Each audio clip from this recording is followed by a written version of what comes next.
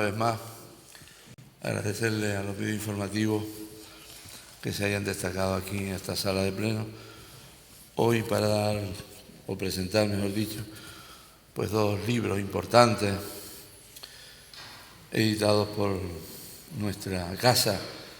excelente como es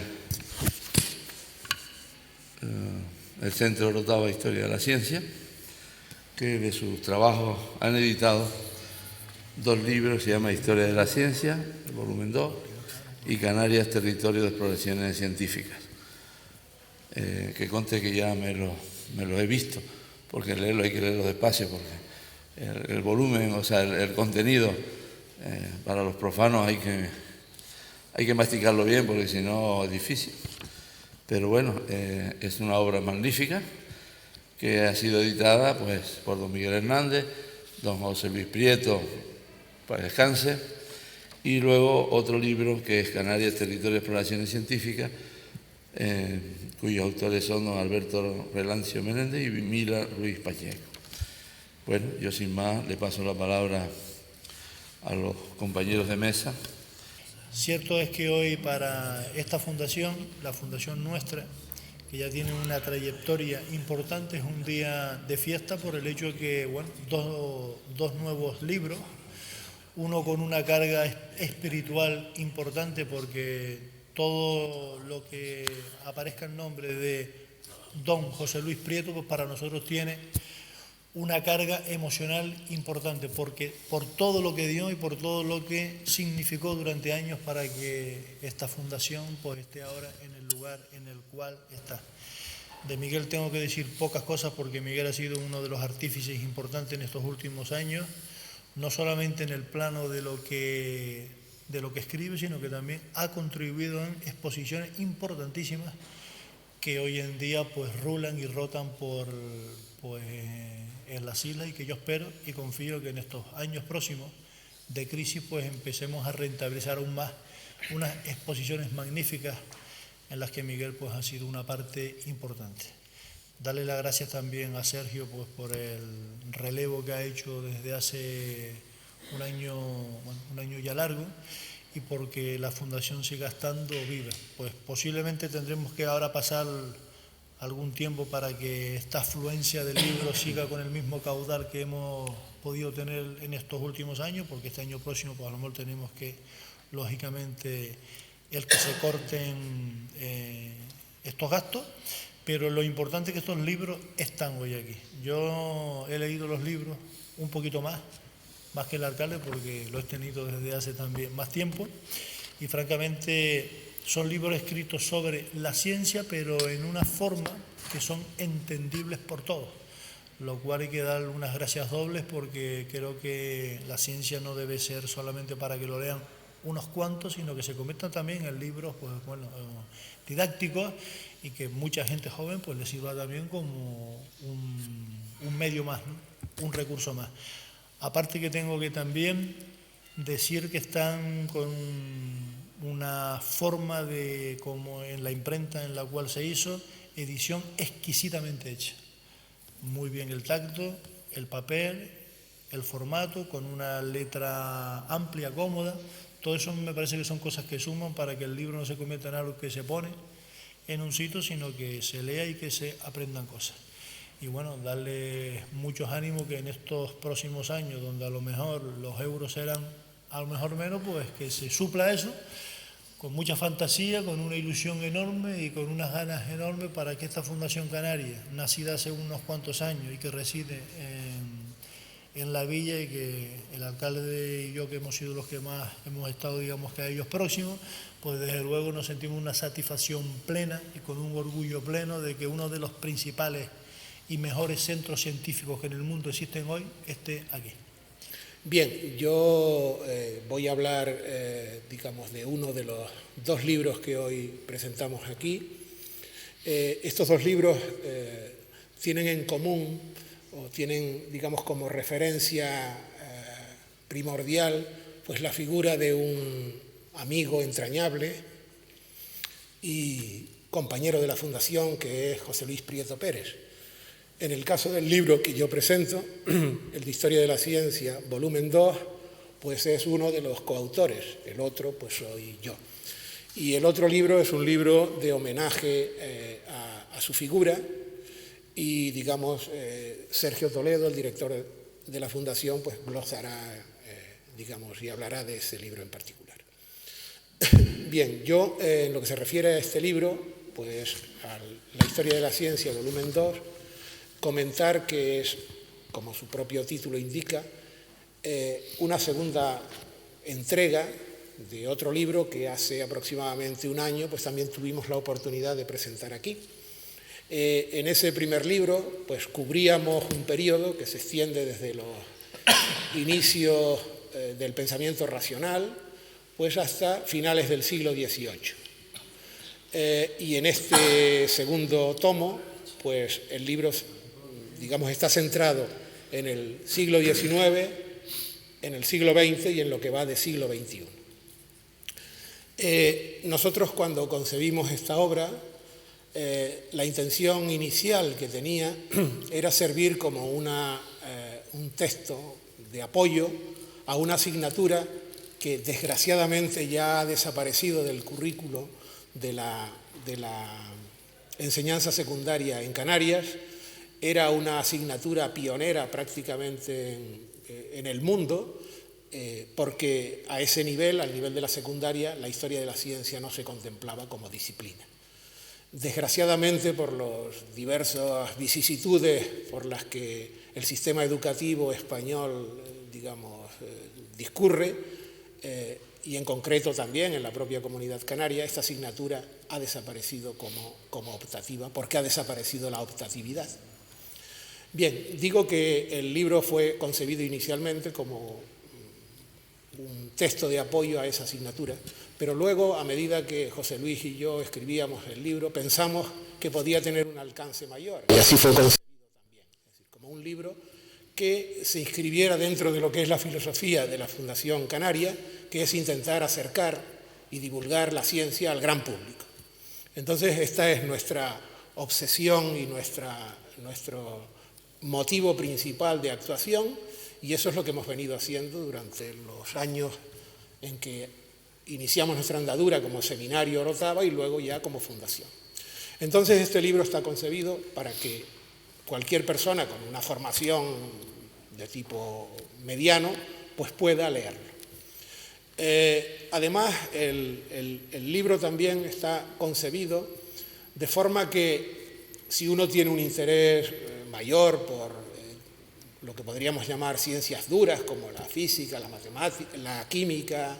etcétera, pues pueda leer el libro utilizando ese itinerario, o si por el contrario su interés se dedica o se fija en cuestiones relativas a las ciencias de la vida, puede hacer también lo mismo, de forma que el libro pues admite distinto tipo de lecturas. Bien, ¿con qué se encuentra uno, digamos, en este libro? ¿Cuál es su estructura? Bien, su estructura consta de un texto principal donde se narra, pues en fin, la historia de las diversas ciencias a lo largo de los siglos XIX y digamos, XX y XXI. Y aparte de ese texto central, pues hay toda una serie de añadidos, algunos de los cuales pues llevan los títulos que se explican por sí mismos, como biografías, lugares de la ciencia, hechos relevantes, instrumentos relevantes, etc. Es decir, que aparte de la narración principal, pues hay toda una serie de complementos pues, que acercan, por ejemplo, los propios personajes al lector, porque se los hacen más humanos, etc. Bien, entonces, digamos, el conjunto de los dos libros está estructurado en 4 bloques, y este en particular pues, está dividido justamente en la ciencia que se hizo en el siglo XIX y la que se hizo en el siglo XX. Bueno, ¿qué tipo de ciencia o qué es lo más significativo y relevante del siglo XIX? Bueno, pues lo más relevante del siglo XIX es que a lo largo de ese siglo se desarrollaron ciencias que han tenido una repercusión tan espectacular sobre nuestra vida actual como la electricidad y el magnetismo, la química, o también la ciencia de la termodinámica, la ciencia del calor. Esto es lo que se refiere a las ciencias físico-químicas. En este relato lo que se cuenta es ese proceso de unificación que es, digamos, una de las señas de identidad de la ciencia, que consiste simplemente en intentar explicar hechos que en principio aparecen como separados de una forma única. Un ejemplo interesante es, por ejemplo, lo que sucede en el campo del electromagnetismo, donde pues, las propiedades, por ejemplo, de un imán o las propiedades de una corriente eléctrica o las propiedades de la luz y la óptica se explican mediante las mismas leyes. Bueno, esto es lo que un poco contamos en parte del libro. También dedicamos otra parte al desarrollo de la química, esa ciencia creativa que convierte que la practica en una especie de demiurgo, en una especie de dios que es capaz de crear objetos y sustancias nuevas, y entonces, digamos, pues hacemos un relato desde los inicios de la química moderna con Lavoisier hasta el desarrollo de la estructura atómica, en fin, y hasta la química de nuestros días. Y luego hay otro asunto también interesante. Bueno, todo este tipo de análisis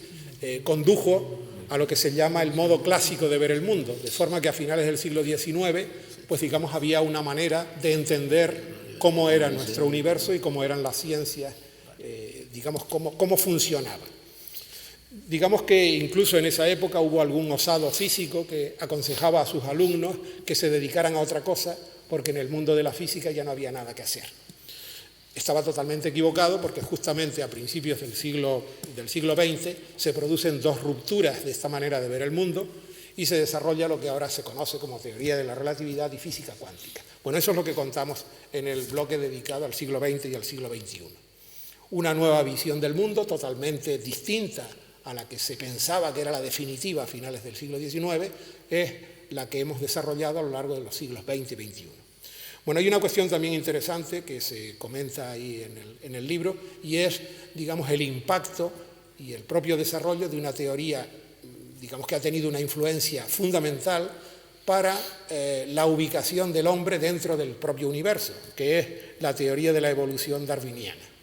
Justamente el año próximo, digamos, se cumplen pues un aniversario, el 250 aniversario,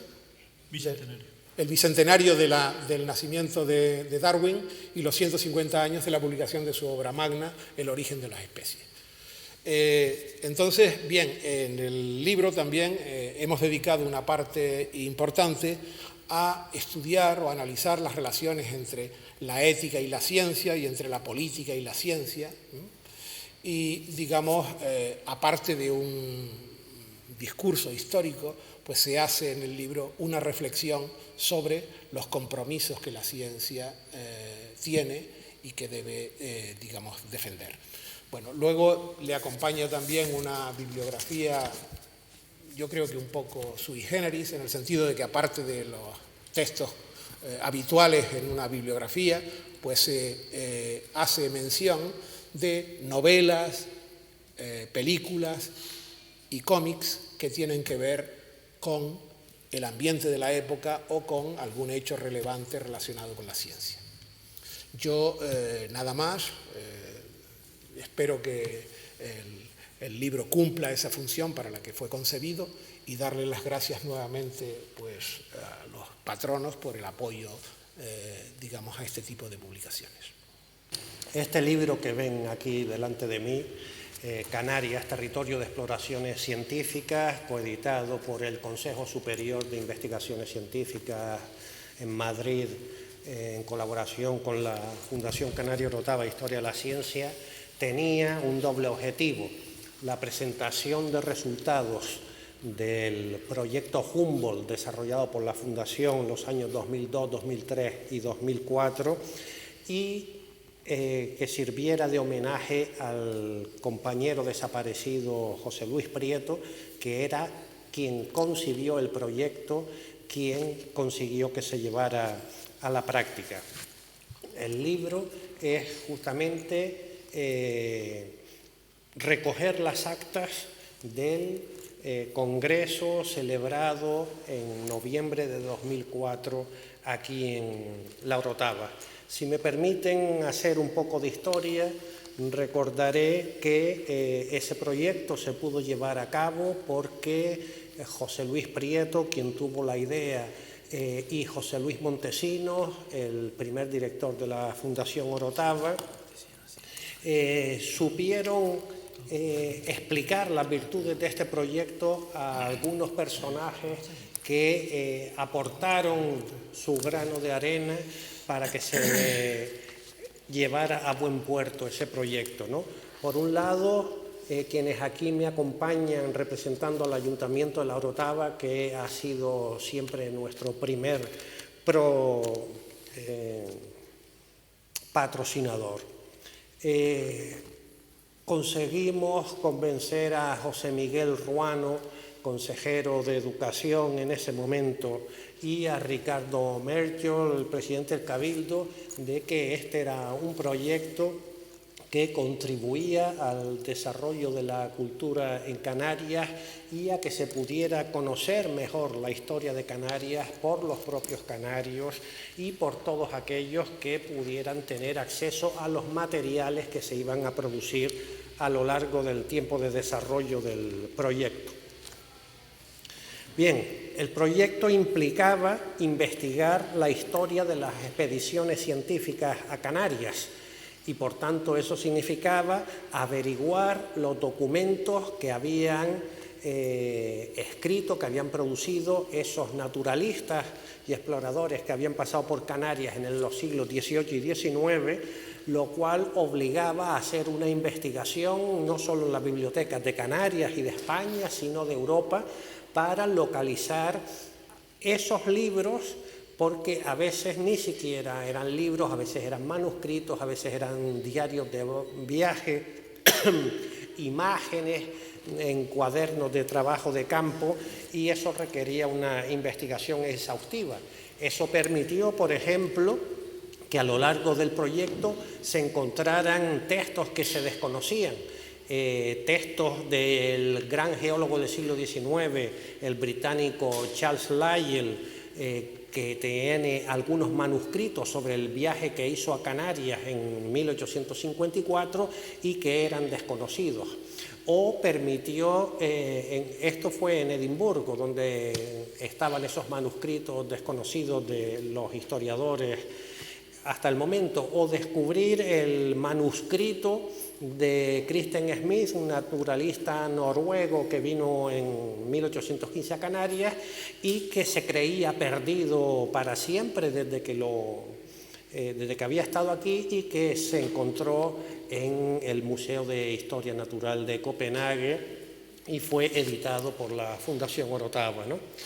El proyecto implicaba, por tanto, la digitalización de esos documentos que dejaron los exploradores y naturalistas que pasaron por Canarias, para ponerlos en la página web a disposición de todo el público interesado. Quiero señalar que los proyectos de la Fundación Orotava, y en particular los proyectos digitales, tienen siempre una doble vertiente. Por un lado, la vertiente relacionada con la investigación, y por otro lado, la vertiente didáctica, porque la Fundación nació del afán de un conjunto de profesores por servir a la comunidad educativa canaria. En ese sentido, ese proyecto Humboldt, en relación a la investigación, ha podido poner a disposición de los investigadores de todo el mundo sobre la historia de Canarias, pues 40 y pico libros, una serie de manuscritos, el herbario del famoso naturalista Philip Parker Webb y su correspondencia, ¿no? Son libros que hubo que buscar las ediciones originales y que están en la red en sus primeras ediciones en su idioma original, ¿no? Pero naturalmente nosotros como profesores no podemos dejar eso ahí. Tenemos que convertir todo lo que se puede aprender en esos libros en instrumentos didácticos. De ahí que, puesto que nosotros trabajamos sobre todo en el nivel de la enseñanza secundaria, hayamos fabricado una serie de textos para uso de profesores y alumnos, para contribuir al conocimiento de la historia de las expediciones científicas en Canarias, y que espero que, puesto que la Fundación está ultimando un portal de historia de la ciencia donde queden recogidos los diversos proyectos en que ha trabajado la Fundación, espero, como digo, que dentro de unos pocos meses puedan estar en la red todo un conjunto de textos didácticos sobre cada una de las expediciones científicas que vino a Canarias y que serán de gran utilidad para los profesores y los alumnos. Bien, el libro en teoría hubiera sido editado por la propia Fundación Orotava, pero suscitó el interés de Miguel Ángel Puigsamper, que es el director de publicaciones del Consejo Superior de Investigaciones Científicas. Entonces él nos pidió que lo pudiera editar el Consejo, y eso es lo que ha motivado que el libro, en vez de publicarse en 2006, como hubiera sido natural, se haya publicado en 2008, porque el Consejo es una institución muy grande que publica una enorme cantidad de libros a lo largo del año, y eso ha demorado la aparición de este libro, ¿no? Cuando lo vean, verán que hay contribuciones de relevantes historiadores de la ciencia de varios países. Hay dos alemanes, Jürgen Renn, director del Instituto de Historia de la Ciencia de Berlín, que sitúa en su texto la importancia del proyecto Humboldt dentro del proyecto europeo ECO, que es el intento de poner en la red, en Internet, la herencia cultural acumulada en Europa a lo largo de los siglos para contribuir a su difusión a través de ese nuevo medio. Una contribución de Markus Knauf, que también trabaja en el Instituto Max Planck,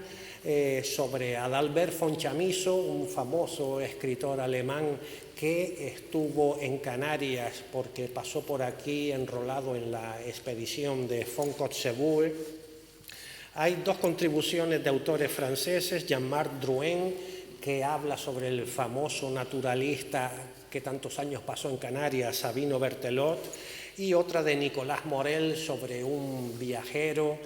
André-Pierre Ledru, que escribió un bonito libro sobre Canarias, puesto que estuvo aquí en el año 1796.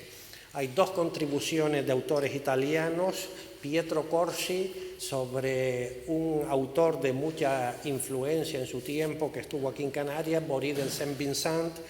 y otra contribución de Chiara Nepi sobre la obra de Philip Parker Webb, que fue el autor que junto con Sabino Berthelot escribieron la obra en el siglo XIX que ha tenido más importancia hasta el momento para describir la historia natural de las Islas Canarias. Finalmente verán que hay tres contribuciones de autores canarios,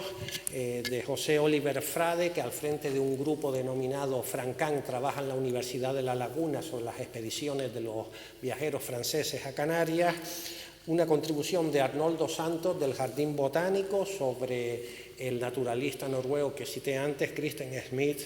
y una del historiador orotavense Manolo Hernández sobre la relación entre las expediciones científicas y los ilustrados canarios.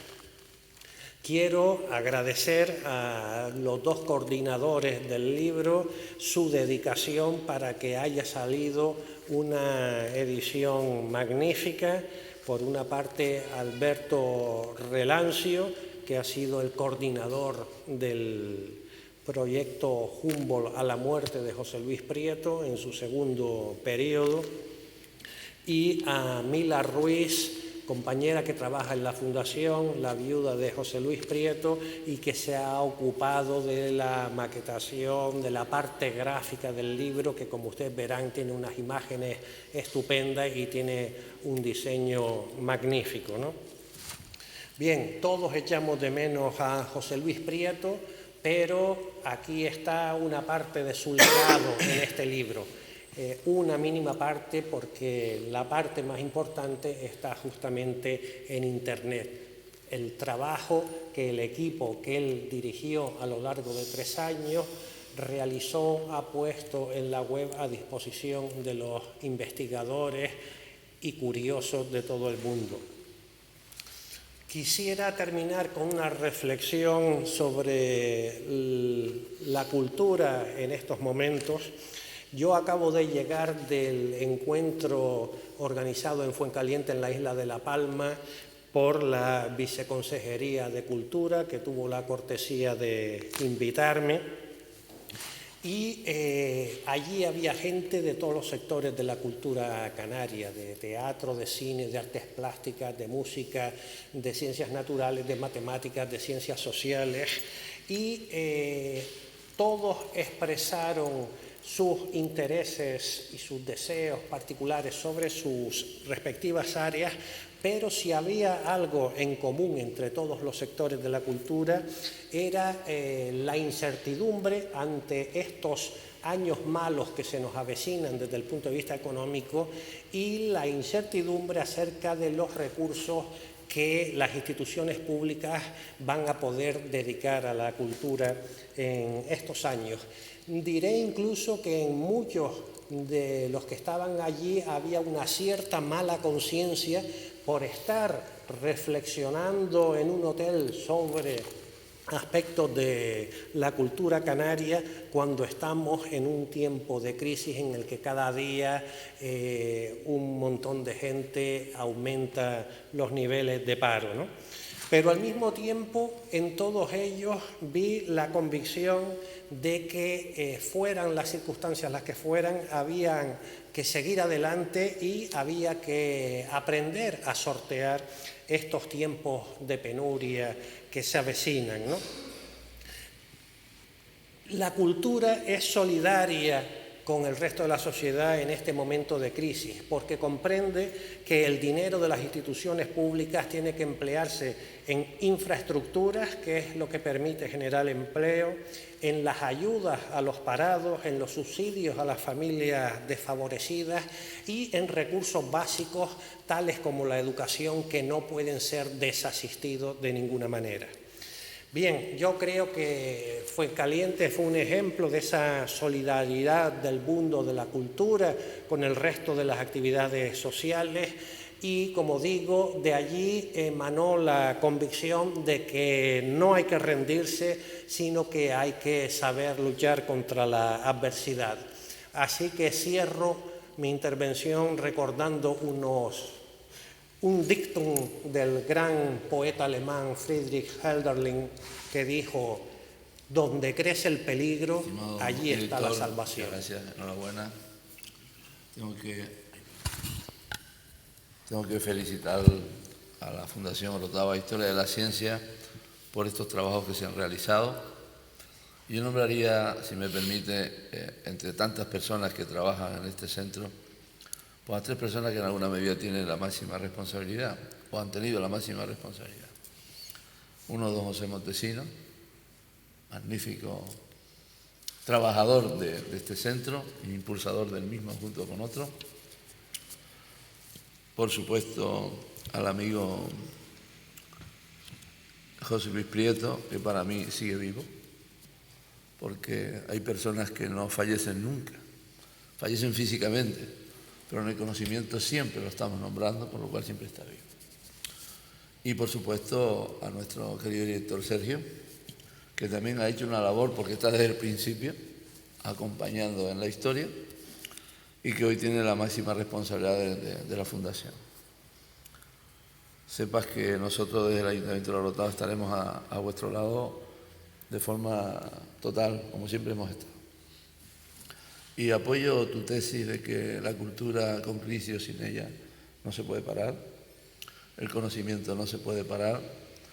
la humanidad no puede parar porque falta perlas hoy, me parece un error. Buscaremos las soluciones para que esto siga caminando. La educación y la formación de nuestra gente es fundamental. Arregla 4 calles, pero si la gente es analfabeta no hemos adelantado nada. Esta es mi opinión y yo siempre he dicho que para mí lo más importante es la educación y lo demás ya se verá. Si hay un valle se arregla hoy o mañana y sigue siendo la misma calle, pero lo que has perdido del conocimiento y no lo recuperarás nunca, y el tiempo se va y la vida se nos termina, ¿no? Por tanto, estos trabajos que se han presentado hoy es casualmente un trabajo inmenso de mucho tiempo, no fue de ayer para hoy, de un trabajo magnífico que la Fundación Orotava Historia de la Ciencia está haciendo y que evidentemente yo le tengo que decir a todos los televidentes y a todos los medios en general que el Centro Orotava Historia de la Ciencia es algo ya mundial, reconocido por todos los organismos competentes en la materia en todos los sitios por donde va caminando, y ya los tenemos en América, los tenemos en Europa, en África, en Asia, por todos lados, porque no en vano aquí han pasado ya, por aquí han pasado muchas personas estudiosos sobre todas estas cuestiones, y todos han llevado buena visión de lo que se ha estado trabajando en este centro. Y yo, pues, que me considero también, si me permite, humildemente, pues como fundador del mismo, soy el último de la lista, naturalmente, pero con esa responsabilidad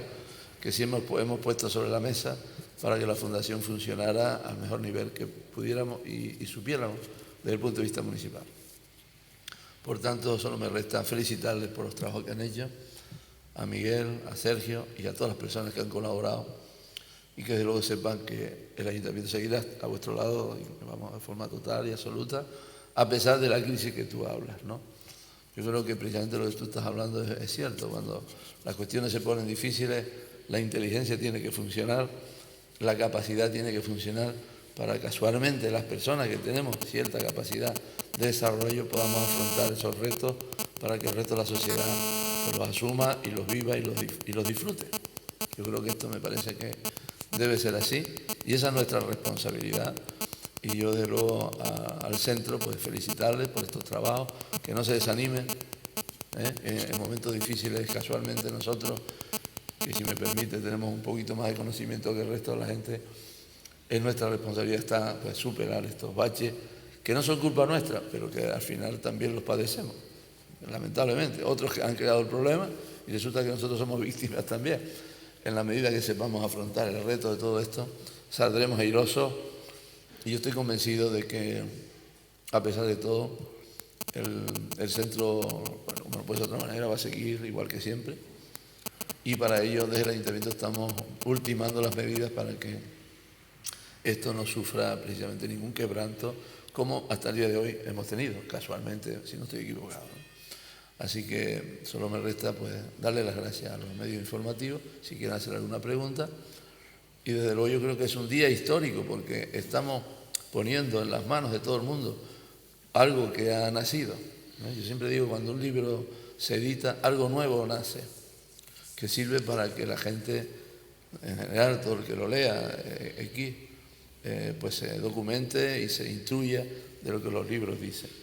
Los libros son los que enseñan a la gente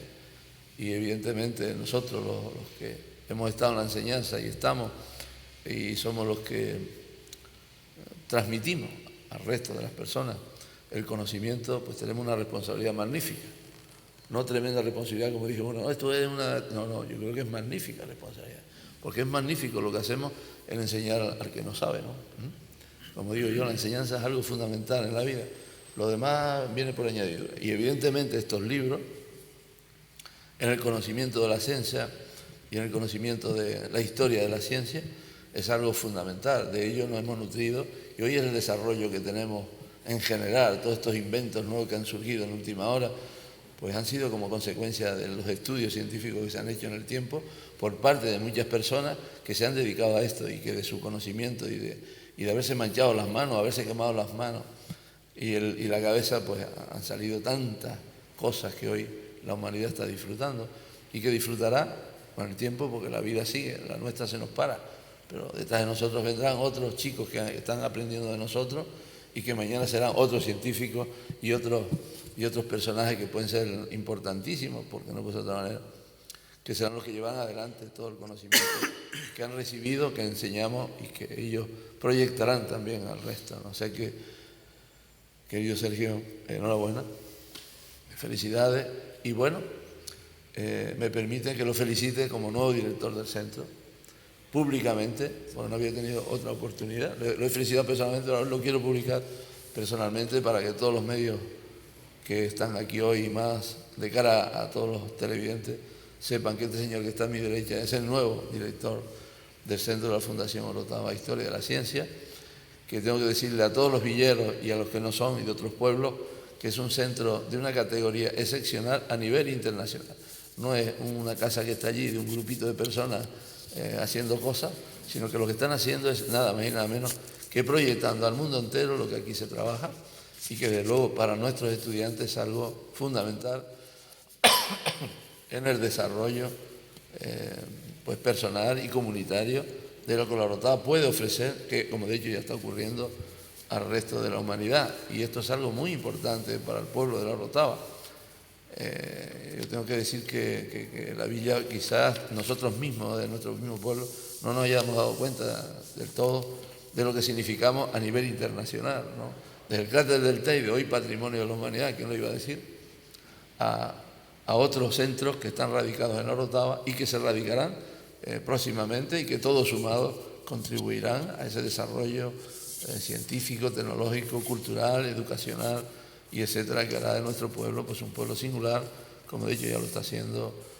en todos los foros por donde caminamos. Y lo digo a boca llena, por donde quiero que voy, todo el mundo me dice qué bien tienes tu pueblo, qué cosas más estupendas tienes, cómo has podido conseguir que estas instituciones se ubiquen en tu pueblo. Y yo, mira,